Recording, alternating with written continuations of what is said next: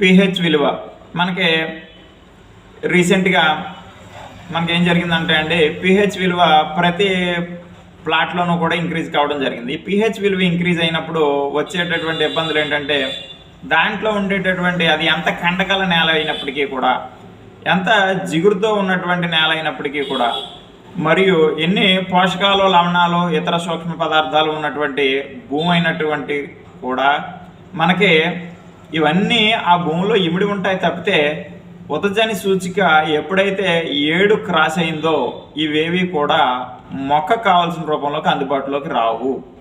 కాబట్టి రైతు సోదరులు గమనించాలి, ఇవాళ నల్లరేగడి భూములతో సహా మనం ప్రతి ప్లాట్లో కూడా మనం ఇతర పోషక పదార్థాలని మరియు సూక్ష్మ ధాతువుల్ని మరియు ఈ సూక్ష్మ